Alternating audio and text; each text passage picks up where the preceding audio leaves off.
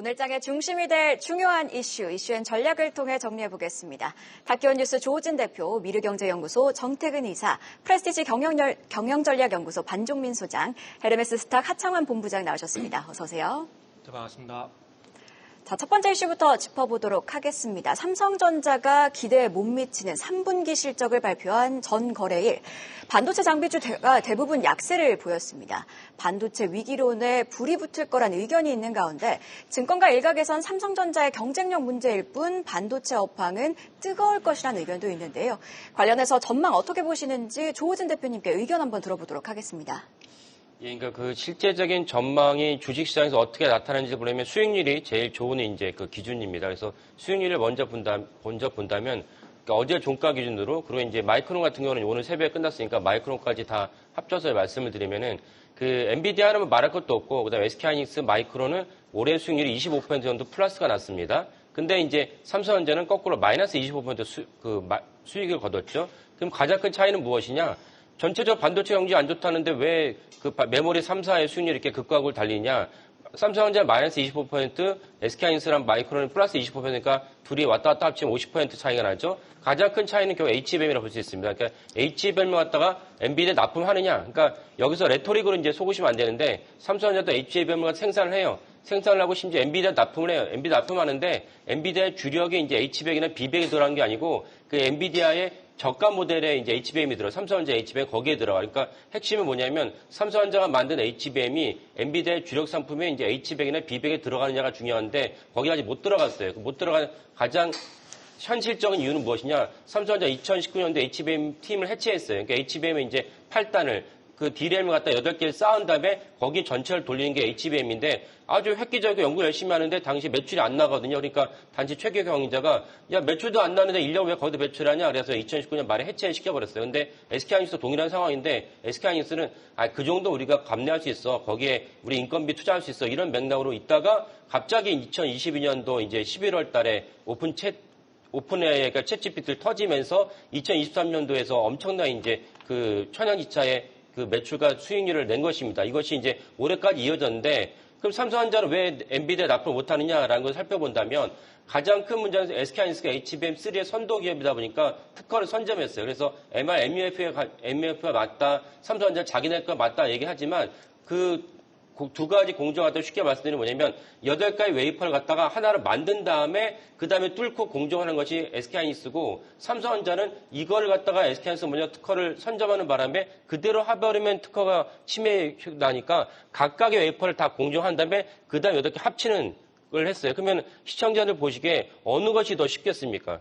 SK하이닉스가 더 쉽죠. 그러다 보니까 삼성전자가 우회하다 보니까 여전히 수익을 문제에서 해결하지 못해가지고 엔비디아에 납품 못한 결과가 나왔다. 이렇게 보시면 되겠습니다. 그래서 결국 언제 납품할 거냐? 3분기에 납품 못했죠. 그래서 제가 예전에 말씀드렸지만 빨라야 3분기고 실질적으로 이제 올해 연말에 대해 가능할 것이다라고 말씀을 드렸어요. 그러면 HBM3는 어렵죠. HBM3E는 어렵지만 HBM4 입장에서는 삼성전자가 그걸 갖다가 뒤집을 수 있겠다라는 전망이 있어요. 그래서 올해는 힘들다면 내년 1분기 정도에 이제 바라볼 수 있겠습니다. 그래서 요거 좀 이따 이제 말씀드리도록 하고, 그런데 엔비디아를 비롯한 이제 이 HBM 관련해서 고점 논란이 있는데, 그럼 실제 고점 논란이 있는데 몇 번을 걸쳐서 젠슨 황이 야 고점 논란은커녕 물론 엔비디아 고점 논란은 말을 하지 않았어요. 그 엔비디아에 대한 칩이 엄청난 수요가 있다 해서 얼마 전에 이제 그 젠슨 황이 미친 수요라고 했죠. 인세인이라는 말을 썼는데 이것에서 이제 합리적으로 나온 게 어제 또 뭐가 있냐면 폭스콘, 이제 우리가 폭스콘이라고 한다면 이제 아이폰의 조립 공장으로 알고 있던 폭스콘이 야 우리 이제 엔비디아의 칩도 만들 거야 얘기하면서 엔비디아 기준은 사상 최대 공장을 짓겠다고 얘기를 했어요. 그러면 수요가 없는데 왜 최대 공장을 짓겠느냐? 이게 말이 안 되는 거죠. 그러니까 수요는 여전히 많다. 그리고 모건 스탠리가 블랙이니까 그 H백 말고 그다음 B백은 한 블랙일이 1분기, 올해 이제 그 4분기에도 출하가는데 내년 1분기는 올해 4분기보다 내년 1분기가 출하량이 3배가 더 많을 것이다. 그러면 여전하게 엄청난 이제 공급과 수요가 있다는 것을 알 수가 있습니다. 이런 맥락에서 그 여전히 이제 엔비디아를 비롯한 관련된 HBM에 대한 수요는 긍정적이다. 긍정적이다 못해 최소한 보수적으로 잡는다면 내년 여름까지는 쭉쭉 성장할 것이다라고 보시면 되겠습니다. 그래서 이 전망의 기조에서 삼성전자가 사실 외국인들이 실망해서 매도를 했고, 그러니까 저는 이해를 못했던 것이 한 3주 전만 하더라도 외국인들이 엄청나게 삼성전자 매수했거든요. 그러니까 외국인들 아마 자기들 분석으로는 이제쯤에는 엔비디아 납품할 것이라고 아마 전망했는데 그 전망이 틀렸으니까 이제 매출도 안 좋았고 엔비디아가 그 외국인들이 삼성전자 매도를 계속 했던 것이죠. 그래서 아까 말씀드린 대로 사실 내년 여름까지는 계속 전체적 매출과 주가만 좋다라고 보시면 되겠고, 그러면 이제 언제가 삼성전자가 납부를 하지 않겠냐? 납부를 하겠죠. 그러니까 SK하이닉스 독점이 깨진다고 봐야 되는데, 여기서 중요한 점은 무엇이냐면 독점은 깨지지만 HBM 파이는 커진다. 그러니까 SK하이닉스의 엔비디아 납품의 매출 비중은 줄어들지만 엔비디아 자체의 매출이 커지기 때문에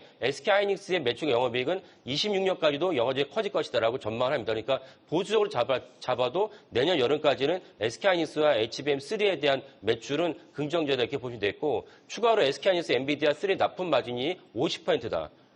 부품을 납품하는 50% 되는 부품이 없어요. 그게 가능한 이유는 무엇이냐면 엔비디아가 HBM을 만드는데 원가가 $3,000. 근데 이거를 도면을 넘길 때, 빅테크에 넘길 때 $30,000 넘겨요. 10배 장사하거든요. 이러니까 SK하이닉스가 30%, 50%의 납품 마진이 가능한 구조가 되어 있습니다. 그러니까 이런 맥락에서 SK하이닉스를 보시는 게 좋겠다. 그리고 관련된 그 회사들은, 부품 회사들은 뭐 한미반도체, 테크윙, 이스페타시스가 있는데 최근에 한미반도체 SK하이닉스 독점이 깨졌어요. 그래서 한미반도체 SK하이닉스나 다른 기업보다 주가가 많이 못 올라가는데 독점이 깨졌지만 독점이 깨져서 실제로 얼마만큼 그 손상을 입을 것이 다른 문제거든요. 이런 맥락에서 한미반도체 보시면 좋겠습니다. 네, 우리 조 대표 공학 박사시죠. 특허 얘기하니까 신뢰가 확 가네요. 일단 삼성전자 3분기 영업이익 9조 1,000억 원, 사실 말도 안 되는 그런 실적이 나와서 충격을 줬는데, 반도체 DS 부분만 하면 5조 밑돌았겠죠? 어떻게 보세요? 뭐 5조나 4.5조도 있는데 뭐 그건 나와봐 알겠죠. 근데 이제 저는 사실은 특이한 건 뭐냐면은 삼성전자 2분기 DS가 6.5조로 얘기했거든요. 이게 너무 좀 많이 나왔다. 라는 게 제 입장이에요. 그것부터 2분기도. 네, 그러니까 너무 많이 나왔으니까 시장의 기대치가 올라가는 바람에 이번에 쇼크가 나온 것이지, 사실 2분기에 실적 이렇게 많이 난 것을 한번 하나하나 뜯어볼 필요가 있다라는 것이 제 생각입니다. 네, 반도체 겨울 뭐 올 거라고 예상이 조금 일각에서는 외국계 이제 보고서가 나오긴 했습니다만, 사실 알고 보니까 삼성전자의 위기였죠. 어찌됐든 그 반대로 SK 하이닉스는 여전히 지금 잘 나갈 것이다라고 지금 조 대표 얘기를 해줬는데, SK 하이닉스 이달 말에 3분기 실적 발표합니다. SK 하이닉스의 실적을 계기로 해서 반도체 위기론이 뒤엎어지는 그런 계기가 될 것인지 우리가 한번 지켜보겠습니다. 다음 이슈는 고려아연입니다. 경영권 분쟁 치열합니다. MBK하고 최인범 회장 측의 분쟁, 지금 점입가경인데 공개 매수 오는 14일에 MBK 쪽에 공개 매수 종료가 됩니다. 그런데 갑자기 MBK가 어제 경쟁 포기를 선언했단 말이죠. 승부수를 던진 건데 왜 이런 승부수를 던졌고 투자 전략 어떻게 짜야 할지 정태근 이사한테 들어보겠습니다. 네. 9월 18일 날 고려아연 사태를 한번 다뤘었는데, 거기에서 제가 말씀을 드렸듯이 MBK 장씨 일가가 일단은 먼저 펀치를 날렸습니다. 펀치를 날리고, 그리고 난 다음에 고려아연에서 이제 어떻게 할까 관건에 말씀드렸는데, 그 어떤 대처 중에서 펀치를 날릴 만한 대처 중에서 하나를 공개매수 언급을 좀 드렸었어요. 그래서 어쨌든 최연범 일가도 이제 반격을 하게 되면서 공개매수가 계속 올라가게 되고 결국 83만 원까지 올라오게 됐는데, MBK는 두 가지 관점에서 좀 부담이라고 봐야 될 것 같아요. 자금적인 부분들 그리고 여론, 이 두 가지를 봐야 되는데, 일단은 MBK가 한 8조 정도 자금을 굴린 걸로 알고 있거든요. 알고 있는데 고려아연 쪽에만 영풍정밀, 고려아연만 치면 이제 3조 가까운 현재 자금이 투입이 된 상황이기 때문에 여기서 추가적으로 자금이 투입이 되게 된다라면은 부담이 될 가능성이 상당히 높습니다. 그래서 자금적인 측면이 첫 번째 이유라고 볼 수 있을 것 같고요. 그리고 이제 MBK가 참전을 하게 되면서 이 사모펀드에 대한 그 여론이 상당히 좋지가 않습니다. 그리고 정치권 같은 경우도 울산시장이라든지 정치권 쪽 같은 경우도 마찬가지로 고려아연 쪽에 약간 이제 여론이 길고는 모습들이 나오고 있고요. 그러다 보니까 뭐 고용부장이라든지 국가기관 산업을 언급을 하게 되면서 일단은 공개매수가 추가 인상을 자제하기로 이제 결정이 났습니다. 그러면 이제 이복현 원장도 압박을 했고요. 네, 그렇죠. 지금 분위기가 전반적으로 MBK 쪽 불리하게 좀 가고 있는 거죠. 그러다 보니까 저 개인적으로는 MBK가 출구 전략을 좀 준비를 하고 있는 게 아닌가라는 그 생각이 돼요. 어떤 방식으로 진행될지는 지켜봐야 되겠지만 출구 전략을 좀 생각하고 있는 것이 아닌가 생각이 들고, 그러면 이런 상황들 속에서 우리 투자자는 어떻게 해야 되느냐? 마찬가지입니다. 출구 전략을 준비하셔야 돼요. 이제는 신규 매수는 무리가 있다고 좀 생각이 들고 있는 상황들이고, 그리고 더 이상 공개 매수가가 올라가지 않을 가능성이 상당히 높기 때문에 기보유자분들 같은 경우는 뭐 고려형 같은 경우도 이제 77만 6천 원까지 올라갔는데 만약에 80만 원 이상 올라가게 된다면 이제 적절히 빠져나온 전략을 가져가시는 게 좋을 것 같고요. 뭐 영풍정밀도 마찬가지로 3만 3천 원까지 상승한 상황들이기 때문에 영풍정밀도 신규 매수는 좀 무리가 있다라는 말씀을 드리면서 마무리하도록 하겠습니다. 9,000원짜리가 3만 3천 원 넘었으니까 대부분 수익은 보셨겠죠? 그렇죠. 그러면서 이제 한켠으로 이런 생각도 들어요. 도대체 고려형과 영풍정밀 적정 주가는 얼마인가? 참 그런 생각이 들어서 한숨 좀 나더라고요. 되돌아가겠죠. 네. 네, 영풍과 MBK연합이 두 차례 공개 매수 가격을 인상했지만 고려아연은 현재 한 차례만 인상한 상황이죠. 고려아연이 어떤 대응을 할지 뉴스에 주목하면서 투자 전략 세워볼 필요가 있어 보입니다. 자, 다음 소식입니다. 애플의 아이폰 16 시리즈가 공개된 지 한 달이 지났습니다. AI 없는 AI 아이폰, 단팥 없는 단팥빵도 아니고요. 이런 비판이 나오면서 국내 증시에서 아이폰 부품주의 주가가 흔들리고 있는 상황입니다. 관련 종목 전망도 짚어볼 필요가 있는데 반종민 소장님께 이번에는 여쭤보겠습니다. 어떻게 보시나요? 대표적인 기업이 LG 이노텍이 있고요. 또한 이제 BH라는 기업이 있는데 이 기업의 경우에는 좀 더 조정 가능성이 있다 정도는 알고 계셔야 될 것 같고 뭐 그렇다 하더라도 그 투자 관점으로는 그렇게 나쁜 시점은 아니다라는 말씀 드리겠습니다. 그래서 이 LG 이노텍과 BH의 경우에는 계속 좀 관심만 가져주자라는 말씀을 드리겠습니다. 이렇게 지금 최근에 그 주가가 계속 좀 하락하는 이유가 뭐냐면은 아이폰 16에 대해서 결국은 좀 부정적인 전망들이 굉장히 좀 많이 예측이 되고 있습니다. 그래서 해외 쪽의 경우에는 전작 대비에 10% 수요가 감소를 했다라는 내용이 나와주고 있긴 하지만 국내에선 또 사전 판매가 좀 잘 이루어졌다라는 동시에 좀 여러 가지 내용이 나와 있거든요. 그렇지만은 지금 여기에 대해서는 긍정보다는 부정적인 부분들이 있는 게 뭐냐면 애플 인텔리전스와 관련된 내용들이 아직까지는 그렇게 좀 뭐라 해야 되나 긍정적인 부분들보다는 부정적인 내용 측면들이 더 많기 때문에 거기에 따른 분위기는 좀 더 연출될 가능성이 있지 않을까라고 해서 일단은 좀 더 조정 가능성은 열려 있다라고 보시면 될 것 같은데 특히 이제 LG 이노텍과 BH의 경우에는 지난달부터 계속 좀 주가가 많이 빠지고 있습니다. 그러한 이유가 뭐냐면 그만큼 지금 최근에 이제 반도체든 2차 전지든 그쪽에 매수세가 많이 들어와주는 반면에 애플이나 아이폰 관련된 이슈가 굉장히 좀 많이 줄어들었거든요. 상대보다는 빈도수가 많이 약합니다. 그렇다 보니까 LG 이노텍과 그 BH의 경우에는 좀 분위기가 좋지 못했다라고 좀 생각하시면 좋을 것 같습니다. 그렇지만은 모멘텀이 아예 없는 건 아닙니다. 이달 28일 때 애플 인텔리전스에 탑재한 그 iOS 18.1 이게 지금 그 본격적으로 좀 출시가 되는데 여기에서 이제 AI 일부 좀 업데이트 기능이 나오다 보니까는 여기에 대한 모멘텀이 다시 작용할 가능성이 높고요. 그 다음부터 그 애플 아이폰 쪽에 대해서 수요가 추가적으로 발생될 가능성이 높다 보니까 오히려 이 점을 기점으로 지금은 BH든 LG 이노텍이든 그 기점을 가지고 좀 접근을 해보시면 좋지 않을까라는 말씀드리겠고요. 추가적으로 그 BH와 그 LG 이노텍의 경우에는 최근 지난달에 발표를 했던 기업 밸류업 지수에 포함이 되어 있습니다. 그렇기 때문에 28일 기준 이후로부터 분위기가 반전되고 그걸 통해서 밸류업 지수를 통해서 수급이 발생이 된다 한다면 그때가 좀 매수 포인트가 되지 않을까라고 해서 지금은 좀 관심을 계속 가져보자라는 말씀드립니다. 네, 그렇군요. 네, 간밤의 뉴욕 증시에서 애플 주가 1.7%. 올 들어서 한 24% 정도 상승을 했습니다. BH라든지 LG 이노텍은 지지부진한데 애플 자기 혼자 많이 띄운 상태인데 LG 이노텍하고 BH 주가 계속 앞으로 지켜봐야 될 것 같습니다. 특히 오늘 시장에서 간밤에 애플 주가가 올랐으니까 오늘 시장에서 좋은 흐름 보여주길 기대하겠습니다. 다음 소식은 메디톡스하고 휴젤 간의 보톡스 싸움입니다. 메디톡스가 휴젤을 대상으로 지금 소송 진행을 했고 미국의 국제무역위원회 여기에서 보툴리눔 톡신 수출하지 말아라라고 메디톡스가 휴젤을 대상으로 분쟁을 냈었는데 최종 결과가 오늘 나올 것 같습니다. 어떻게 나올 것 같습니까? 하청환 본부장님. 저는 예비 판결대로 좀 되지 않을까 생각을 하고 있거든요. 그래서 사실 이제 노이즈가 해소가 되고 소송을 하면 또 소송 관련된 비용이 발생을 하기 때문에 그런 부분들이 해소가 되면서 전반적인 좀 이런 톡신 관련된 종목군들이 좋아지지 않을까 이렇게 생각을. 휴젤의 승리를 점치는 거죠? 네, 맞습니다.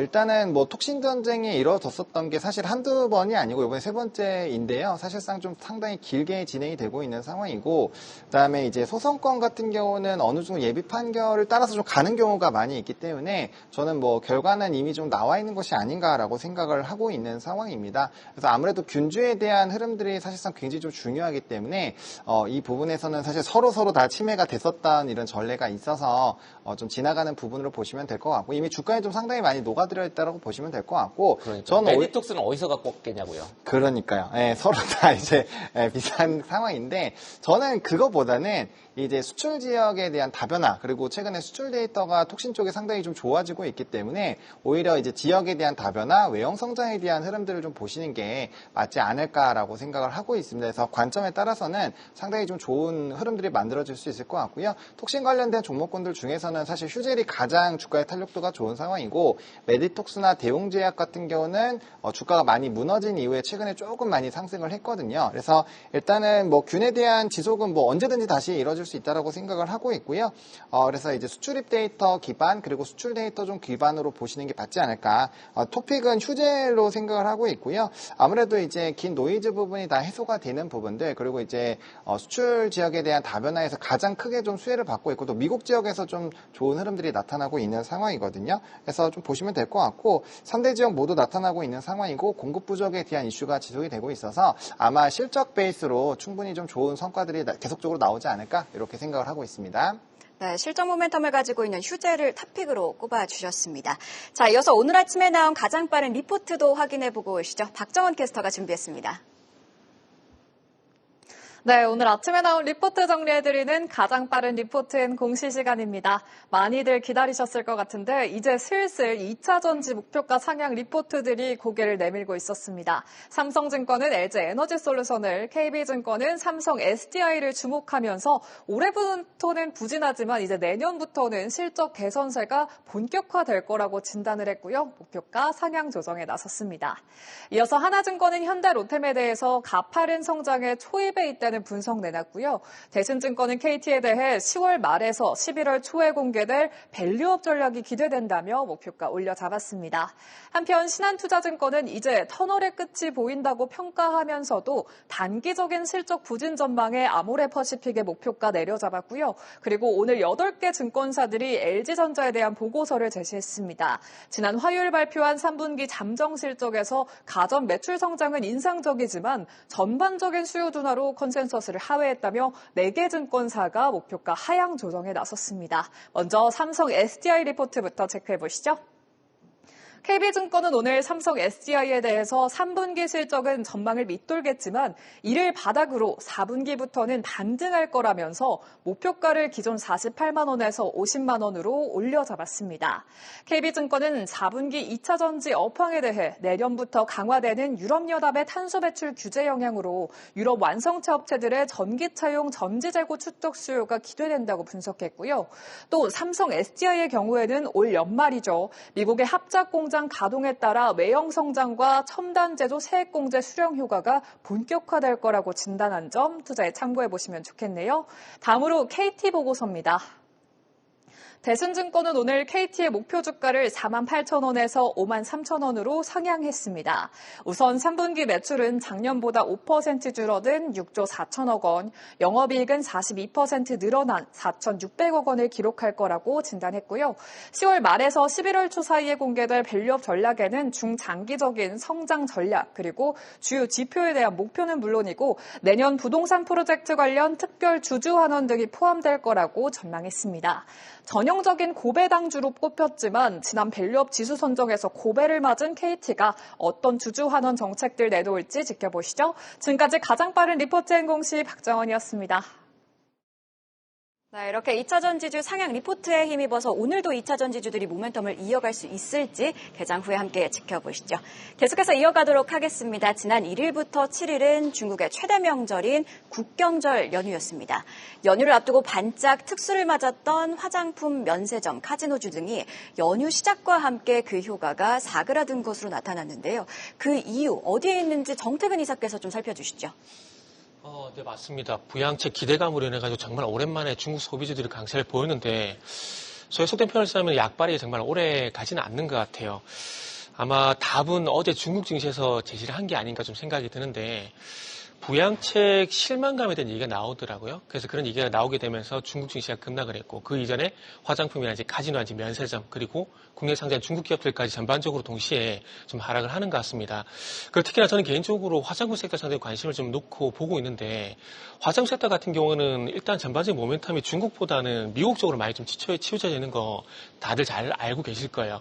북미 쪽으로 수출 비중이 좀 늘어나게 되면서 그리고 K뷰티 이런 열풍이 불게 되면서 북미 쪽이라든지 유럽 쪽 이런 섹터들의 어떤 수출 비중이 늘어나고 있는데 그러다 보니까 중국보다는 아무래도 미국 쪽을 좀 보고 있거든요. 뭐 중국 같은 경우 잘 아시겠지만 2021년도 54%를 정점을 해가지고 수출 비중이 계속해서 줄어들고 있는 상황들이기 때문에 시장에서는 뭐 줄어드는 비중보다는 늘어나는 비중에 주목을 할 수밖에 없겠죠. 그러다 보니까 북미 쪽으로 좀 봐야 되는데 근데 조금 이제 아쉬운 부분이 미국 항만노조 파업이 예상치 못하게 화장품 섹터에 악재가 되게 되면서 화장품에 대한 투자 심리가 완전히 힘을 좀 잃어버린 것 같아요. 그러다 보니까 화장품 섹터를 포함한 전반적으로 어떤 중국 소비주 같은 경우에는 일단 아쉽게도 관망을 좀 해야 되지 않을까라는 말씀을 좀 드려야 될 것 같습니다. 투자 심리가 조금 이제 꺾여버리게 되면서 주가가 약세로 전환된 상황들이기 때문에 굳이 무리하게 접근하실 필요는 없다는 생각이 들고 있는 상황들이고요. 그러다 보니까 그 속에서 일단 한국 화장품 제조 요 종목 정도만 상당히 눈에 띈다고 볼 수 있을 것 같아요. 그 다른 여타 뭐 토니모리라든지 아모레퍼시픽 뭐 한국콜 이런 종목들은 주가 좀 좋지 않은 상황이지만 한국 화장품 제조 같은 경우는 상당히 견제하는 모습을 좀 보여주고 있는 것 같아요. 왜냐하면 결론부터 좀 말씀드리면 미국 진출한 스킨케어 부문의 어떤 수혜가 되는 신생회사. 그러니까 저는 그 신상론이라는 그런 얘기를 좀 하고 있는데, 그러니까 새로운 어떤 수혜주는 부각이 되게 되면서 한국 화장품 제조만 유독 이제 강한 모습이 연출이 좀 되는 것 같아요. 이 한국 화장품 제조 같은 경우는 아시다시피 스킨천사라는 어떤 그 제품의 수혜를 상당히 많이 보고 있는 기업이라 보시면 될 것 같습니다. 그렇기 때문에 지금 자막에도 나오고 있지만은 얼타 홈페이지에서 한국 화장품 순위 내에서 스킨케어 천사 제품이 2개 포진되어 있는데 거기 1위 제품에 대해서 ODM을 현재 한국 화장품 제조가 진행하고 있는 상황이고요. 아시다시피 또 작년에 아마존 프라임 선크림 부문에서 1위를 기록했던 이력들이 있습니다. 그러다 보니까 스킨천사였던 그 매출 이 속도, 이 부분의 어떤 수혜를 받는 종목이 한국 화장품 제조이기 때문에 화장품 전체에 대한 어떤 투자 의견은 관망이지만 그 속에서 뭐 대안을 찾아보게 된다면은 한국 화장품 제조 정도만 보자. 이렇게 말씀을 좀 드리도록 하겠습니다. 네, 중국 연휴 기대감은 반짝 특수로 일단은 끝난 것 같습니다. 하지만 중국 정부가 지금 부양책 막 쏟아내고 있으니까 점차 기대감이 조금 커질 가능성도 염두에 둬야 되겠습니다. 중국뿐만 아니라 미국 쪽에서도 호재가 계속되고 있는 한국 화장품 제조 요거 하나 꼽아 주셨습니다.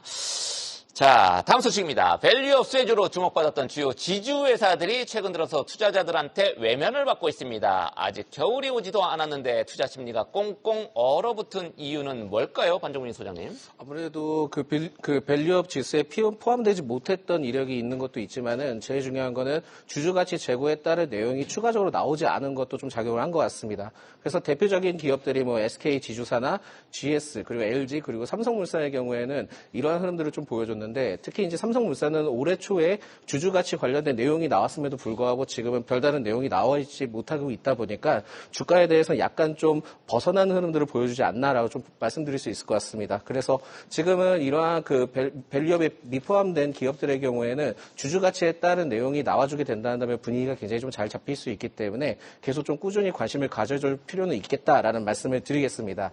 그래서 지금은 뭐 지주사들 좀 살펴봤을 때 대표적으로 좀 관심이 가는 기업들 봤을 때는 그 SK 지주사를 좀 눈여겨보시는 게 좋지 않을까라는 말씀을 드리겠거든요. 특히 이제 SK 그 그룹사 개편을 통해서 계속 좀 이슈가 나오고 있고 심지어는 그 한행컴퍼니가 SK 스페셜티를 인수를 합니다. 그러다 보니까는 이게 인수를 하게 된다면 SK 지주사 쪽의 그 재무 구조에 대해서 굉장히 좀 긍정적인 역할을 할 수 있다 보니까 돈이 몇 조가 들어오겠죠, 일단 SK 쪽으로. 예, 대략 한 4조 정도 예측을 하고 있고 네. 총 부채가 한 13조 원 그 정도 되다 보니까 그 부채를 좀 줄이는 효과가 있다 보니 거기에 따른 SK 지주사의 경우에는 분위기가 좀 더 좋을 수 있지 않을까라는 말씀드릴 수 있을 것 같고요. 지금 SK의 경우에는 굉장히 좀 구조 개편이든 여러 가지 하고 있기 때문에 이것만 좀 마무리만 잘 된다 한다면은 주가에 대해서는 굉장히 좀 긍정적일 수 있다라는 말씀을 드리겠습니다. 물론 이제 바로 이러한 주가들이 반영될 가능성은 그렇게 높지는 않습니다만 최근에 이제 그 PBR을 봤을 때 0.49로 그렇게 높지 않은 편이고요. 6년간 BPS 평균을 따져봤을 때 28만 원에서 30만 원 정도였습니다. 근데 지금 현 주가는 15만 원이니까 못해도 한 20만 원 초반까지는 올라갈 가능성이 높기 때문에 SK 지주사의 경우에는 지금은 중장기적 관점으로 그 분할 매수 관점으로 매수가 유효하다라는 말씀드립니다. 네, 증권가에선 지주사들의 주가 향방은 결국 밸류업 공시에 달렸다는 의견이 좀 우세한 상황인데요. 시장의 환영을 받는 적극적인 주주 환원책 기대해 보겠습니다. 자, 그럼 공시 하나 체크해 보겠습니다. 국민연금이 HC현대인프라코어의 주식 13만 2,145주를 늘렸다고 공시했습니다. 약 24억 원 규모인데요. 자세한 내용은 조우진 대표께 들어볼게요. 우리나라는 이제 공시 규정이 5%에서 10%, 그래서 5% 일단 넣으면 대주주로 간주됩니다. 그래서 공시 의무가 발생하고 5에서 10% 사이에서는 플러스 마이너스 1% 포인트가 변동이 있을 때만 공시 의무가 발생해요. 그러니까 플러스 마이너스 1%가 포인트가 변동하지 않으면 공시하지 않습니다. 근데 10%가 넘으면 이제 그때는 공시 의무가 강화됩니다. 그러니까 바꿔 얘기는 뭐냐면 10% 넘기기 싫어하죠. 왜냐면 내가 어떤 주식을 샀는데 이거 굳이 다른 사람들이 알아가지고 생기면서 좋아질 것 같지 않으니까 공시의무를 갖다가 생각하면 10% 넘기고 싶지 않은데 국민연금이 사실 HD현대인프라코어를 10% 넘겼음에도 불구하고 추가로 더 투자했다는 것은 그만큼 HD현대인프라코어에 대해서 되게 긍정적으로 봤다라고 볼 수가 있습니다. 그리고 바람직하진 않지만 국민연금이 어쨌건 한국 주식에 대해서 계속 전체 비중을 축소하고 있어요. 축소하고 있으니까 대형주도 계속 제꼈는데 그럼에도 불구하고 이렇게 10%를 넘겼는데도 불구하고 추가로 더 투자했다는 것은 그만큼 HD현대인프라코어에 긍정적이다라고 보실 수가 있고 그런 관점에서 HD현대인프라코어를 봐야 되는데 HD현대인프라코어는 이제 굴삭기 우리가 보던 건설 현장에서 굴삭기를 제조하고 또 다른 성장 동력원이 수소 엔진이 있습니다. 그래서 두 가지가 있는데 굴삭기만 보더라도 바로 이제 인지하실 게 뭐냐면은 그러면 이제 건설 경기가 좋아지니까 HD현대인프라코어도 좋아지겠구나라는 것이 단적인 사안이죠. 그래서 그런 관점에서 또 국민연금의 투자 아이디어가 있지 않나 싶고 비그 페드가 이제 50bp를 내렸죠. 50bp를 내려서 11월 달 50bp를 내릴 것이냐, 25bp를 내릴 것이냐, 이제 엄청난 논쟁이 있습니다. 그건 이제 9월 달 내일 CPI가 나오고, 그다음에 10월 달 지표를 보고 결정하겠지만은, 어쨌든 올해 연말에 어떻게 될지는 이제 봐야겠지만, 그래도 불구하고 내년까지 본다면 추가로 100bp 내릴 공산이 큽니다. 왜냐면 우리가 이제 주식시장만 보지만 주식시장 외에도 금리가 오르면 금리가 또 고금리가 됐으면 서민들의 피해가 너무 크고 고통이 크기 때문에 파월 의장이나 연준 의원들이 그걸 다 주지하고 있어요. 그래서 그렇다면 금리가 추가로 내려간다면 미국이 내린다면 중국이 양적 완화를 할 수 있는 여지가 커진다. 이게 되게 중요합니다. 그래서 중국이 부랴부랴 부양책 내놨고 어제 이제 9일날 내는 부양책 실망스럽게 했지만 10일날 또 있으니까 이런 맥락에서 건설 경기가 되게 긍정적이다. 그렇다면 HD현대인프라코어도 추가적으로 매출과 주가 동력원이 될 수 있다라고 보시면 되겠습니다. 네, 오늘 장 개장 전 한 40분도 남지 않았네요. 오늘 삼성전자 6만 원 사수할지 여부 굉장히 궁금하고 상하이 종합지수 변동성 얼마나 커질지도 궁금한데 오늘 개장 전에 체크포인트 하창원 본부장님한테 한번 들어보겠습니다.